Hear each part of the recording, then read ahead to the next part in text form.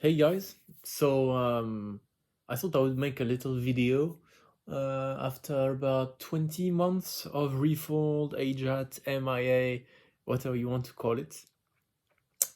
Because, well, aside from my progress, which I won't really go over too much in detail in this video, for the first time this week, between Monday and today, which is Sunday, I had proper conversations with Japanese natives. So basically, essentially, I thought at this point, like, I have a level which is probably high enough, like sufficient to have some sort of at least basic conversation or hang out with someone. Um, and I've been, doing all this like Netflix and flashcards and all this stuff, and like the process, obviously, I enjoy it, but it feels good to use the language not just to understand anime or read your manga or something. Like the idea that you'd be able to communicate like that is really, really nice. But I needed like a good context, or a good context, let's just say a good setup to kind of get started, because as you may know or not know, starting to speak is always a bit of a challenge. So I noticed I could speak to myself quite a lot, like in my I know it sounds a bit weird, but okay, I do live by myself, so sometimes I'll just like speak to myself. Same happened with English many years ago. So yeah, I would like that's kind of first thing I did when the first form or the first form of output I did was, well, it wasn't fully output because it was mostly in my head or just like you know but yeah. So I was talking to myself more and more, and then sounds a little bit weird, but yeah. So I felt I had like more, but my conclusion was that I could do sentences more easily, like stuff was flowing a little bit more. For example, 3 or 4 months ago, I knew a fair bit of words, I could understand decently, quite similar to what I can do today, not as good, obviously. But forming sentences, for example, was a lot harder, or let's just say it just didn't flow as much. Like if I make a sentence in English, it's almost as if I start pulling a thread, and like without really thinking too much about what words I'm gonna say, it just kind of builds itself. Like the sentence just comes out quite easily. I think it's like what happens when you speak any sort of, well, language that you can speak fluently, be it your native language or just a language that you learn second, third, whatever, that you speak pretty well. You can usually, the sentences just flow without having to put excessive effort into forming it. Like there's usually thought that goes into it, but it's not a lot of effort. So yeah. So I noticed that, and then I remembered. So at my university, there is a little bit of a secret, hidden, how should I say, method or database or website, which is kind of not very easy to access, but I found it almost by accident, where essentially like all students can create a profile. It's a bit like LinkedIn or Tinder, or I don't know, like something a little bit simpler. You can't upload a picture or anything, and the aim of it is to do a language exchange. So you'd put a couple of languages that you can teach people, that you can speak, and then for on the other hand, or on another side, so to speak, you'd put one or two languages that you want to learn, and the idea is that people can get paired up, or rather, you can search through the database, say I can speak English, I want to learn Japanese, and then you would search the database, and that will pull up if anyone has in their criteria said I can speak Japanese, I want to learn English, which is a pretty good system. So I was kind of browsing through this. There weren't that many people registered because it's quite a narrow thing. It's not very publicized in our university, and even if it's publicized, like how many people actually want to do this? Not that many. And how many Japanese? Like I'm in a European country which doesn't have a very high population at all. The university is quite big, but let's just say it's not the first place you'd think of when you think of like Japanese people, and even Japanese abroad. Like obviously, I live in the capital right now, but it's not a very big one, so there's not a huge amount of foreigners, and by extension, Japanese, which don't tend to go to live abroad very much, is even a lower population. So I emailed a few people, and what I did, I essentially just put a little, email of like, yeah, this is who I am. I've been, learning Japanese. Maybe, we can meet up and have a chat or something. And I put like try to do a bilingual email with like an English thing and then a Japanese one to see. Well, first of all, I think it was good practice to write, to try and write some sort of text in Japanese. Second, it kind of gave them an idea of how bad I was at writing, or sort of help them gauge if I could, if I did like a very sophisticated text, maybe they could tell, okay, this guy is not like a complete beginner. But yeah, I'm not a complete beginner, but I'm not very, an excellent writer or anything. If I write a lot, I will get better. But anyways, so it gave them an idea of my level, maybe. And then try to get close to the culture also. It's always nice to have a little bit to make an effort in some way.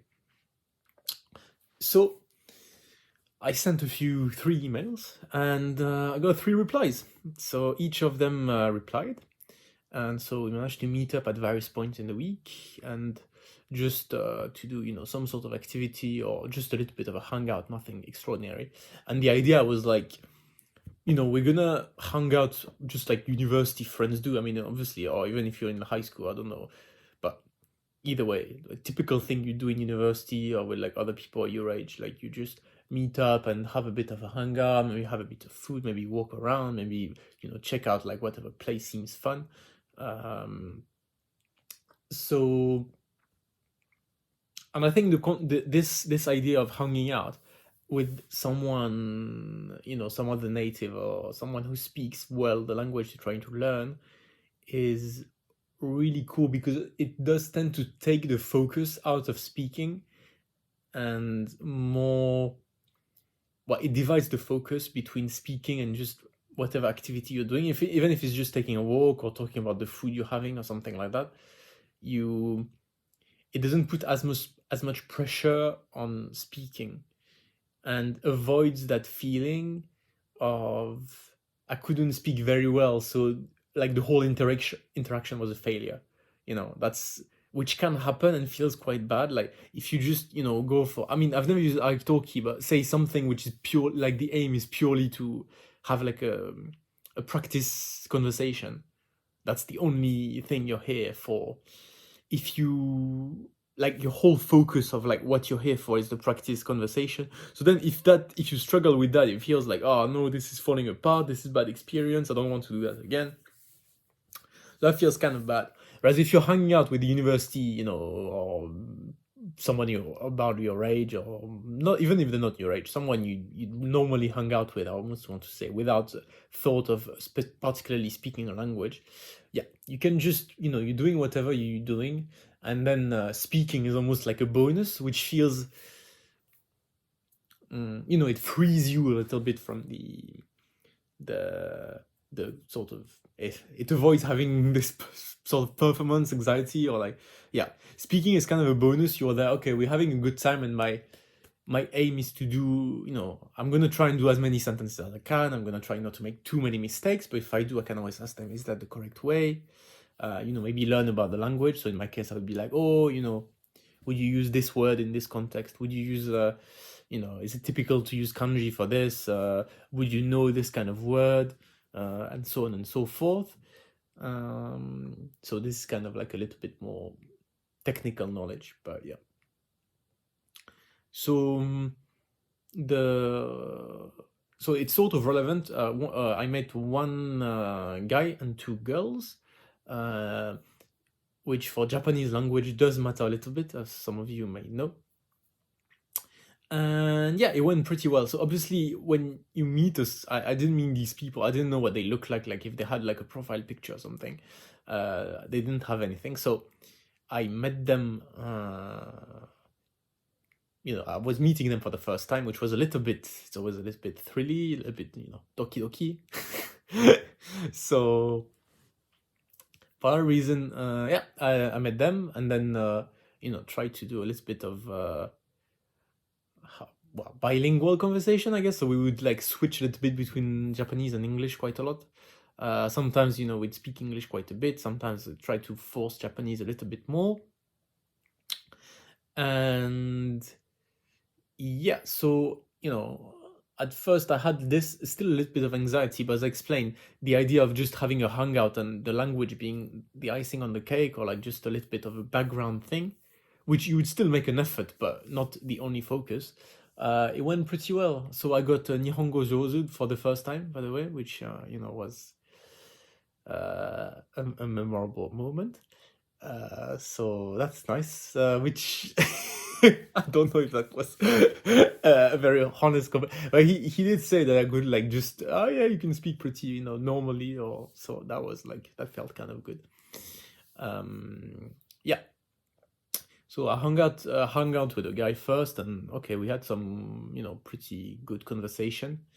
And I did notice that what happened was the more we went on, and the easier it got for me to make sentences. So there was part of it is, getting more used to putting words together. And then the other thing is like, you feel a little bit more, I don't know if confidence is the right word, like it's nothing extravagant, it's not a job interview, but the if you meet someone for the first time, it's always a little bit, you kind of or hold off a little, or you can't, be completely comfortable if you just met someone.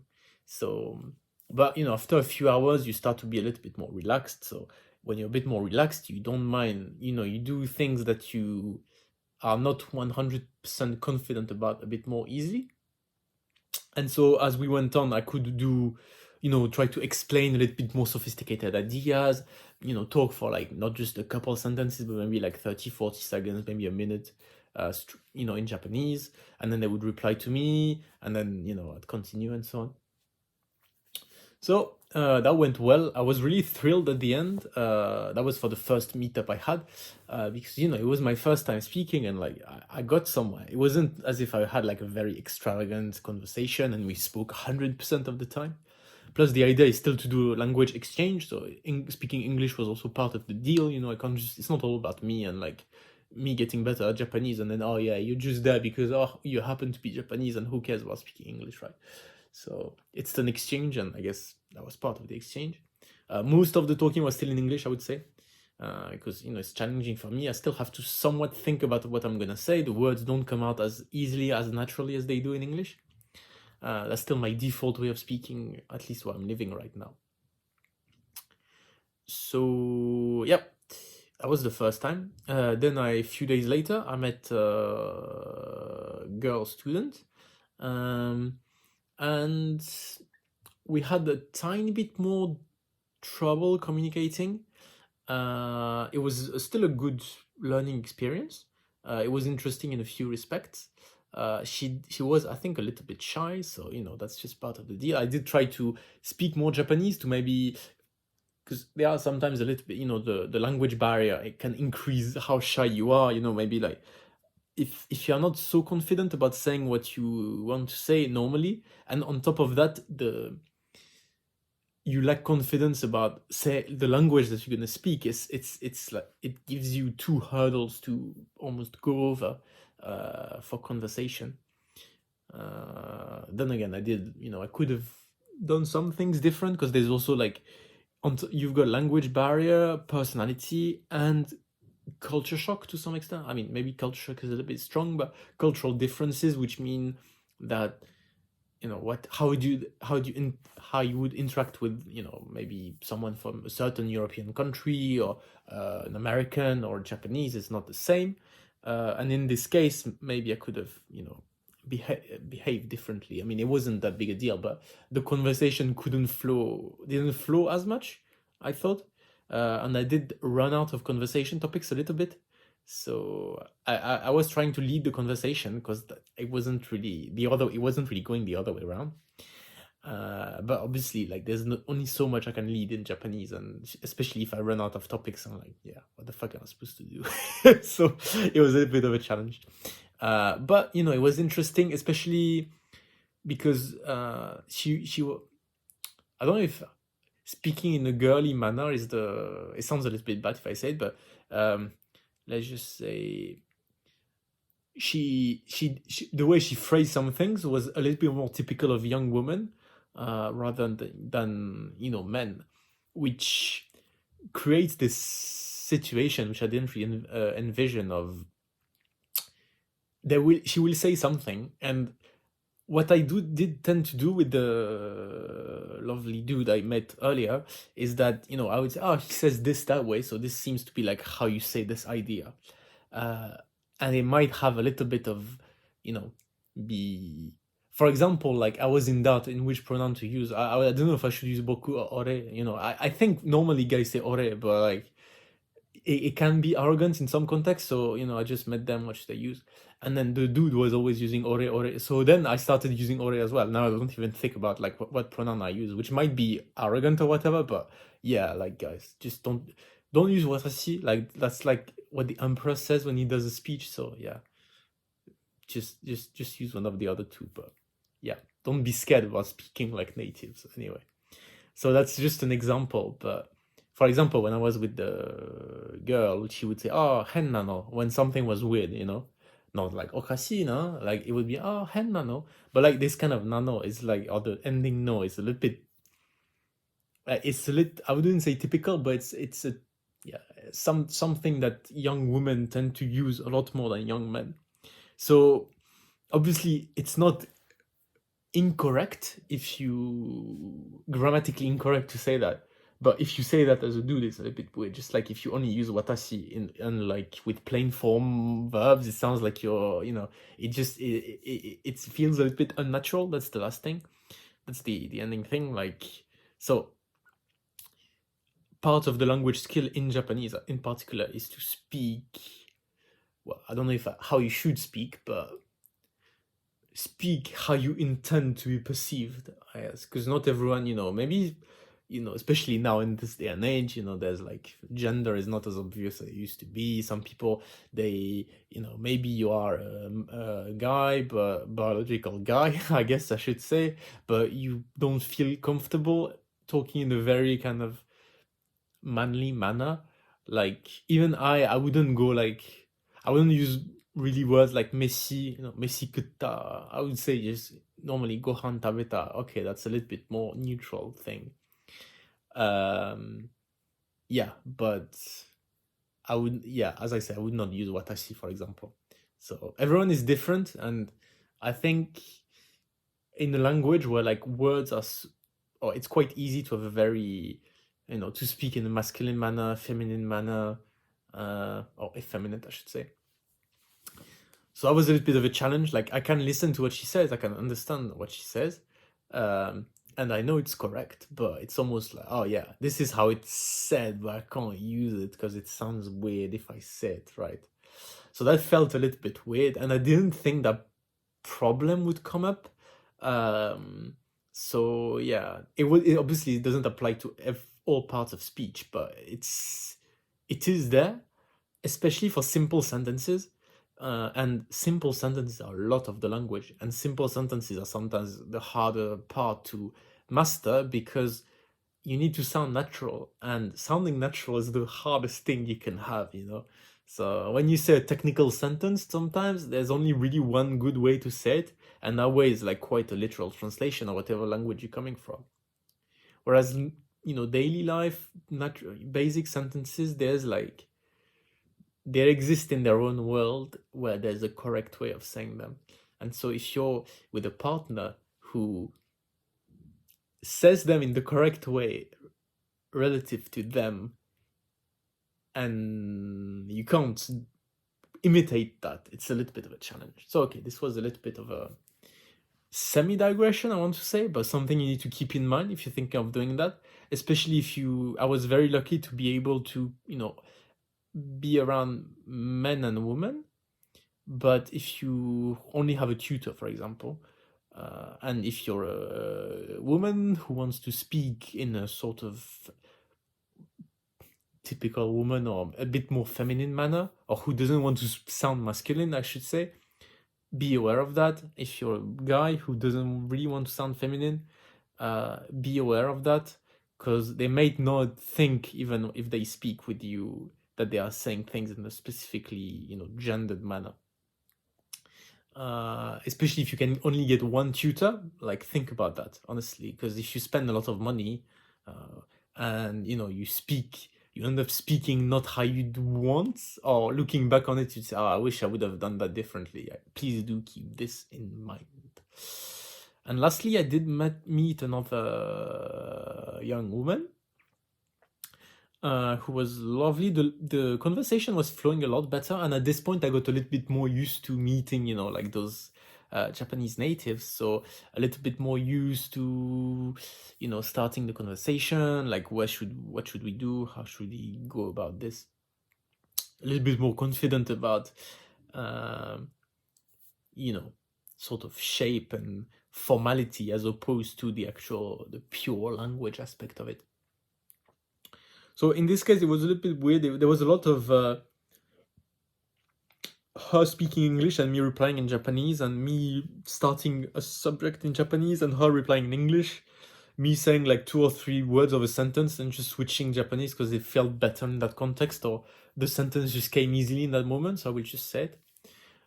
So there was a lot of code switching, which is not recommended in general, but in this context, that's what felt the most natural, and it did lead to speaking a lot of Japanese. Probably a good 50% of the time that we spoke, which was about 3 hours, a bit less than that, 2 hours ish, was spent speaking Japanese. So yeah, I did like try to have her correct me. Like if I was in doubt with a word, I would like kind of wouldn't stop the sentence completely to say how should I say this, but rather like, I try to show my hesitation on a particular word. I'd be like, slow down on the ending, and I'd be like, if she's like or she's like, no, you should say like that. So okay, so to try and make this as much of a learning experience as possible. Yeah. So, I mean, the result, was that we spoke a fairly even amount of each language, and I think both of us got to practice. Something else that comes up is that, it's dictionaries are great, but as you may know, for especially English, Japanese, there's rarely a great translation for words. And having the chance to speak to a native or someone who knows the language pretty well, to say, how would you say that in this context? Do you have a word for that? Because that's the main problem I think we have, is like, there is not always a great word in Japanese for English concepts, and there's not always a great English word for Japanese concepts. Actually, not a single word that can do a one-to-one translation.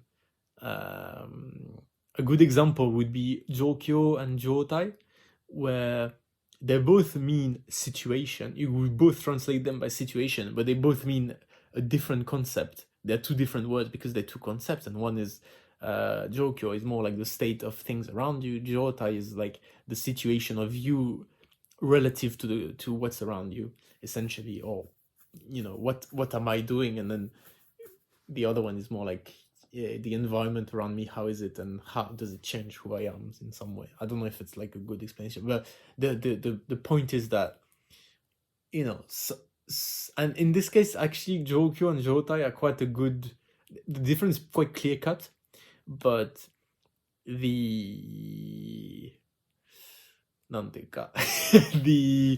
how should I say this in the best way?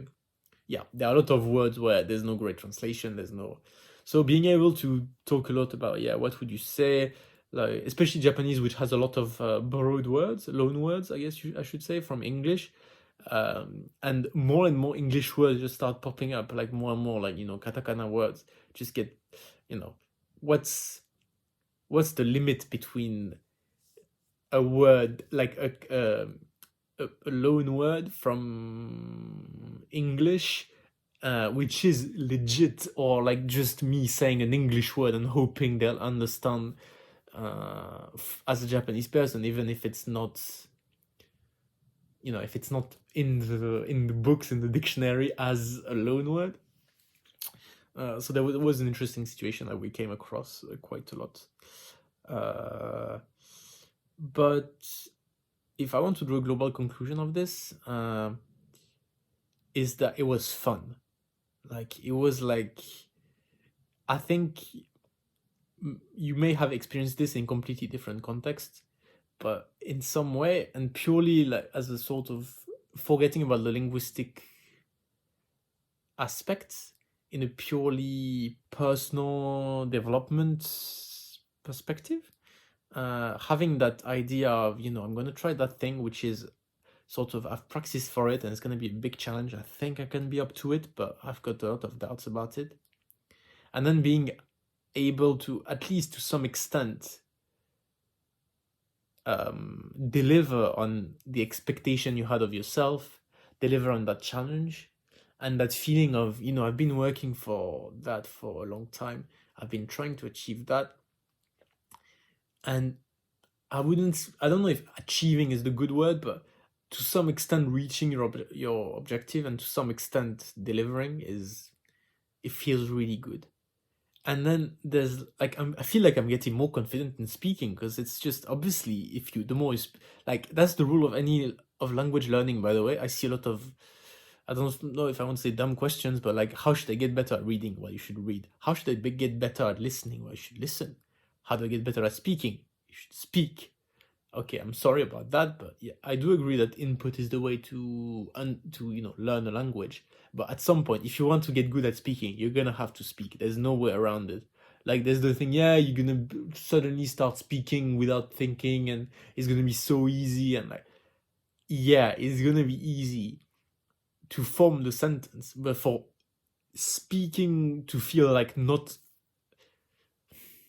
I would say effortless, or like not as if you're putting a lot of energy into almost, starting your engine, like your foreign language engine, like a diesel, which needs like 2 minutes to heat up, because you're not used to the action of speaking and the interaction which involves you speaking a foreign language. Yeah, you're gonna need to practice that. Like, it doesn't matter how good you are understanding, you will need to practice it. There's no way around it. And if people tell you otherwise, they are lying. I'm sorry, there's no other way to say it. I don't know anyone who has done it differently, and I know about countless people who speak English as a foreign language.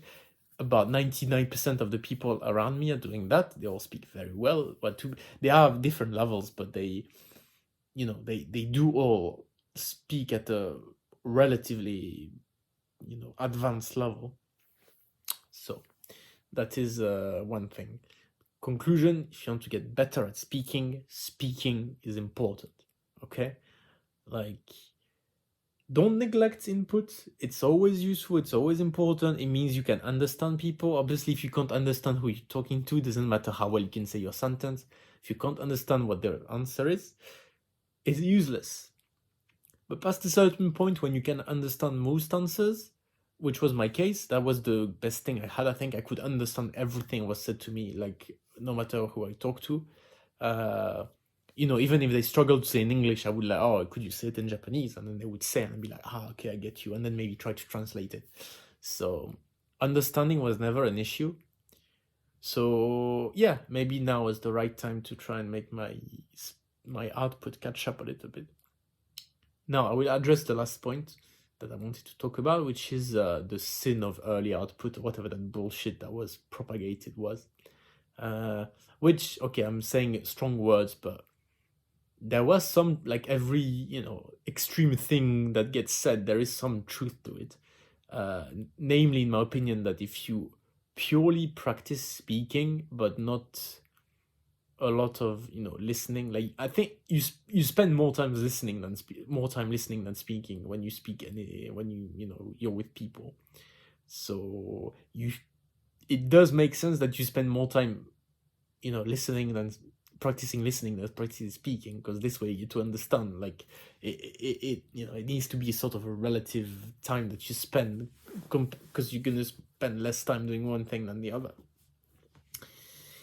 So the implication of this is that if you spend all your time practicing speaking, or a vast majority of it, but kind of forget about trying to listen and like what's it's supposed to sound like, not just the act of speaking, but what it's supposed to sound like, you, I think, are at a risk of like doing that whole thing of starting bad habits, and like, yeah, you're gonna be used to saying that because you don't know how it's said actually. But yeah, I'm not the last guy to say it, but I'm not the first guy, not the last. But yeah, this whole like early output will like screw you over. Yeah, I do think it's vastly exaggerated at best, and like BS at worst. Yeah, ironically, I think if you're the kind of person who's listening to this sort of advice or like sentence or information, you probably already are doing the right thing, and you should probably ignore it. The people who are not hearing this sentence are the people who would probably need to hear it, if that makes sense. And yeah, remember that it's speaking a language is not about, unless your aim is to become a language the best language teacher you can be, or like doing a competition of God knows what, which, if there is like fair, and that's what you're into, fair play to you, but think about what you're here for. Think about the opportunities that you may have. Yeah, and if you have a chance to put that language that you spent so much time building up, trying to get better at, put it to good use to have a meaningful human interaction that you would not have been able to have otherwise, it's probably the best reward you could have for the time that you spend learning a language, and for the achievement that you can't always perceive. How far have I really got? How good am I really? How bad am I really? It's a little bit hard to realize that. So yeah, if you're in doubt, because obviously if you don't have any opportunity of speaking Japanese, then, or whatever your foreign language that you're targeting is, then it's a different matter. But if you have an opportunity and you're in doubt, obviously if you started 3 weeks ago, don't. I think it will be like a painful experience.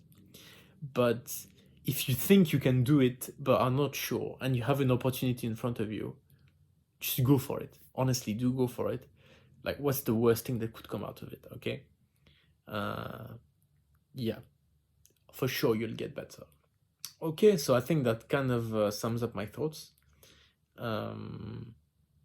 And yeah, continue to study hard, continue to watch Netflix, continue to make Anki flashcards, and continue to take on your opportunities. Remember, it's your journey, your choices, and your objectives, which is why you shouldn't take any of my advice. See you guys.